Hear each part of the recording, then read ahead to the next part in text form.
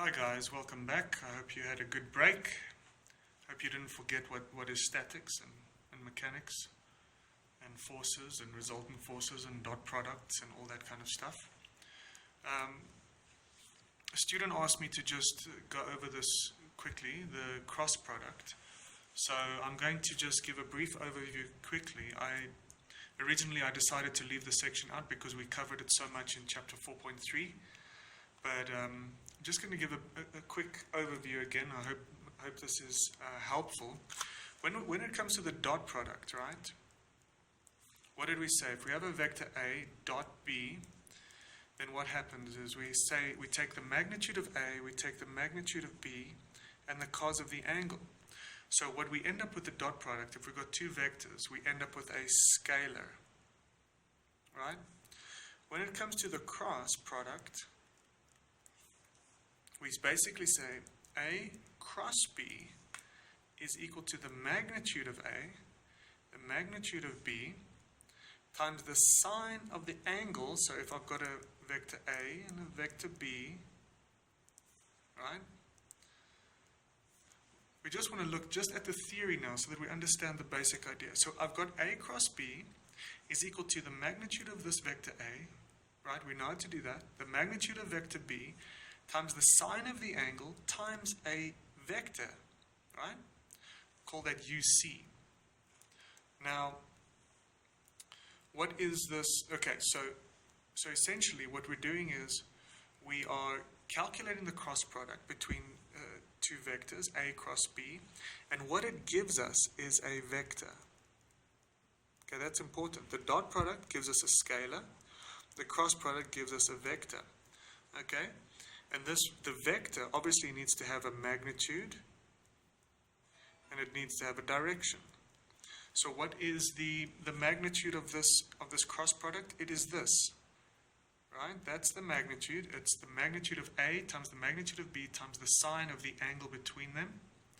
And what is the direction? The direction is C. It is a unit vector in this direction of C. And why do I call it C? Because the textbook makes use of this vector C. So, just wait for this to focus. Alright, so AC equals A cross B, and this C is a vector, okay? And it is given by this. This is exactly what I just showed you. C is equal to A cross B. It is equal to the magnitude of A, magnitude of B, times the sine of the angle. And that's the magnitude of that vector C. But what is the direction of that vector C? It is a unit vector perpendicular to the plane of A and B. Okay, let me just repeat that. So just like I've said, the magnitude of this vector is there. What is the direction?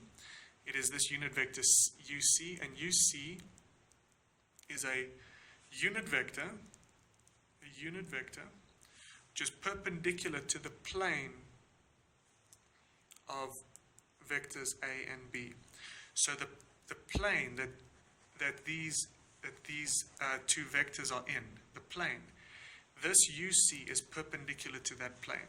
Okay, and obviously if you've been studying moments, you'll understand that when we're calculating a moment, we've got our two vectors, R and F. We'll get to this in detail later. We've got R and F. There's our force and there's our moment arm, right? And if we use these two vectors in our cross product calculation, we are going to end up with a vector which is perpendicular to the plane of these two vectors. Okay? So I just want to repeat again. When we carry out the cross product, we are calculating a vector. We are multiplying. We are saying A cross B. We are getting a magnitude and we're getting a direction, but the direction of this vector that we calculate is perpendicular to the plane of those two vectors. Alright? The next thing quickly is we make use of the right-hand rule. Okay, what is the right-hand rule? Let's have a look here at this picture in figure 4.6. Again, if I've got a vector A and I've got a vector B, the right-hand rule tells me I I put my fingers in the direction of A, I curl them towards B, and then my thumb gives me this direction of that unit vector UC that we were talking about. Okay? So, how would I know the direction of UC? I put my fingers in the direction of A, I curl them towards B, and then my thumb is perpendicular to this plane that A and B are in. Okay? Then the next thing quickly to discuss will be this diagram, because this is very important. I, J, and K. If I say, right, remember this definition here, A cross B is equal to that. So if I say I cross I, what will that equal? It will equal the magnitude of I times the magnitude of I times the sine, I need to write a bit bigger, sine of the angle between them times some unit vector. Now what is, so we've got 1 times 1 times the sine of 0. What is the sine of 0? So because remember, I and I are in the same direction. I and I is the same vector. So if we are calculating the cross product between them, we need to know what is the sine of the angle between them. So there's I and there's I. The angle, theta, is 0 degrees. So this sine theta gives us 0, which then means I cross I is 0. What about J cross J? That's also equal to 0. And similarly, K cross K is 0. Okay? So when we're calculating the dot product, obviously I cross I dot I would be 1. Because you've got the cos of the angle. But I cross I will be 0 because you've got the sine of 0. So now, let's have a look here. Let's practice a bit. What is I cross J? Guys, put your fingers in the direction of I, curl it towards J, in the direction of I, curl it towards J, and what is the direction of your thumb? It is K. So I cross J is equal to K. What about K cross I? K cross I equals, put your fingers in the direction of K, curl it towards I, and your thumb is, it should be, going in the direction of J. Now what about J cross I? J cross I would be minus K. Minus K, right? So you need to practice with all these different ideas here, okay? I cross J, J cross I. J cross K, K cross J. I cross K, K cross I. All the different examples. And obviously don't memorize this. Again, if you memorize it, I will find you. I will find you, and we will have a good long talk at 3 in the morning when nobody's looking. Okay? I will find you. Do not memorize anything. Work from first principles. Okay? So this is very important to understand. What is I cross K? I put my fingers in the direction of I curl them towards K, and my thumb should go in the minus J direction. Alright? Okay, so please just practice all of these. So this is a good basis now to take this further. So as we just saw, if we've got an A cross B, what we have is the magnitude of A, magnitude of B, sine of the angle times a unit vector. Alright? Another way of doing it is the distributive law. Okay? And by the way, I just want to, you can go and have a look in the textbook. Okay? there you've got your I cross J's and J cross K's and all that stuff. Try to see if you can figure it out every time on your own. You should never memorize these things, okay? Because number one, I'll find you. And number two, we're here to learn from first principles, okay? So the other way of calculating this cross product, A cross B, let's wait for it to focus, there we go, is if I've got A in a Cartesian vector form, AXI plus AYJ plus AZK, and I've got B also, BXI, BYJ, BZK. Right? Make use of the distributive law. So I say, so A cross B is equal to AXI, AYJ, AZK, cross,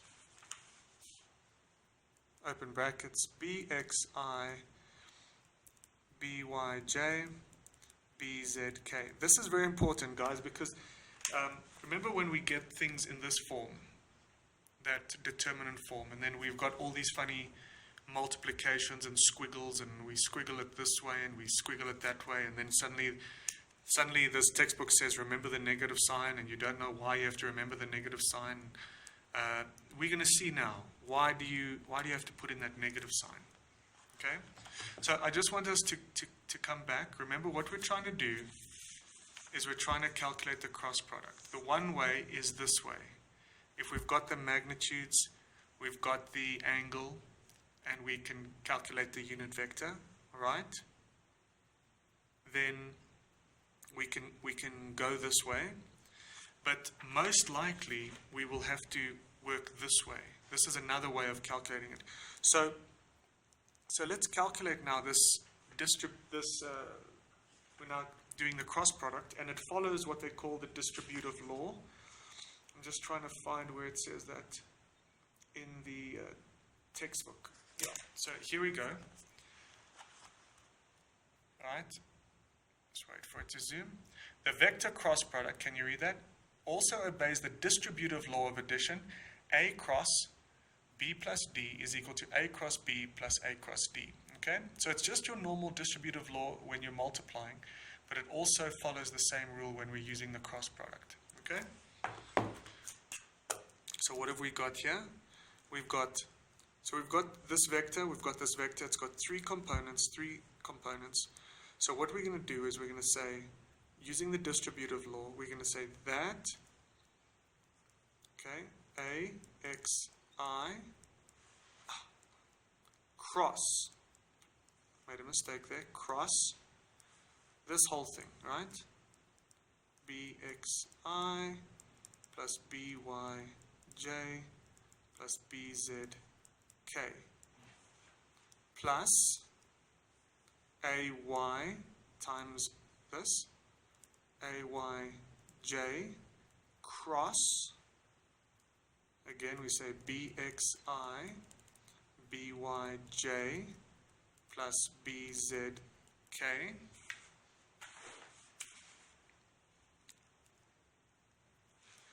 plus this one now multiplied by that. So we've got AZK multiplied by BXI, BYJ plus BZK. Okay, I hope you're still with me. It's very straightforward. We've got this vector in unit vector form, these two vectors in unit vector form, and we are going to multiply these two vectors with each other using the distributive law. I've said that times that plus that times that plus that times that. Okay? So what is this going to give us? Now let's begin to cross multiply out. So if we say that component multiplied by that component, what do you see here? You see you've got AX times BX, and we've got I cross I. AX, BX, I cross I. We already know I cross I is 0. Then we have ax times by. And what do we have? I cross j. I cross j. And then we have ax times bz, I cross k. I cross k. Then we add, now we're moving on to this one. Ay bx, ay times bx, and we've got j cross I. Then we've got ay by, got j cross j, and we got ay bz, j cross k. Again, for the last one, guys, I know this is a lot of work, but if you understand this, then you'll understand the determinant. It'll be so easy. Okay, az bx, and we've got k cross I. This is what I'm doing now. Az bx, k cross I, plus az by, k cross j. Finally, hallelujah, finally, az bz, k cross k. So this is a big gemors right now, but we're gonna see how it becomes very beautiful. Becomes so beautiful. All right. Now let's simplify this whole thing. What is I cross I? We know that is 0. So now let's have a look at this. What is I cross j? If you take a look here, what is I cross j gives us k. So we have ax by in the k direction. Okay, so we've done with that one. What about this? We've got I cross k. I cross k would give us a minus j, right? I towards k gives us minus j. So when we look at this, we're going to have minus ax bz j. Then now let's have a look at this guy. What is j cross I? J cross I is minus k. J cross I is minus k. So we're going to have minus ay bx k. Hope you're still with me. That one's done. What about this? J cross j gives us 0. We leave that one out. Now, what is j cross k? J cross k is positive I. So we say plus ay bz in the I direction. J cross k. And finally, we've got this last line here. We are going to say, so we got az bx. What is k cross I? K cross I is j. K cross I is j. So we have az bx j. That's done. Then we've got this. K cross j gives us minus I. So we have minus az by in the I. And finally, that equals 0, right? K cross k is 0. So here's our answer. We've got all these things. So what you can notice here, guys, is you've got some components in the k. There's 2 of them. You've got components in the j, 2 of them, and you've got components in the I, 2 of them. So if we rearrange and we say, let's look at what's happening in the I, right? And we open the brackets and we say, let's look for I. We've got I here, we've got ay bz, and here's another I, and it's minus az by, close brackets because we're done with that. Then we say plus j. Let's look for the j's. We've got a minus ax bz here, and we've got another j plus az bx, and we've got a k. We've got 2 k's. So basically we're looking at what's happening in the k direction.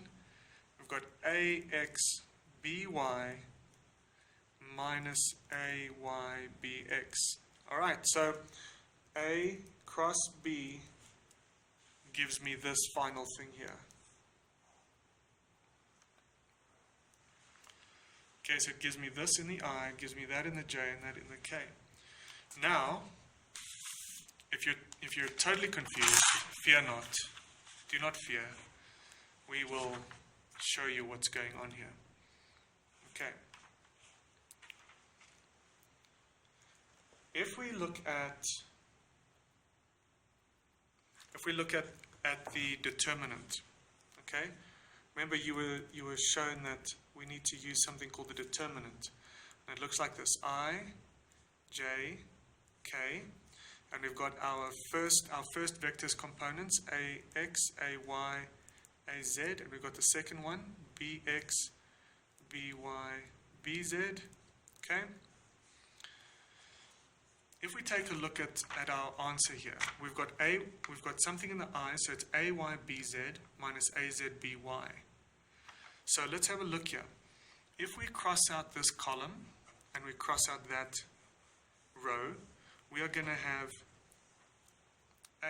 we've got ay bz minus az by. So we've got ay bz minus az by. So we go in this kind of fashion, this kind of pattern.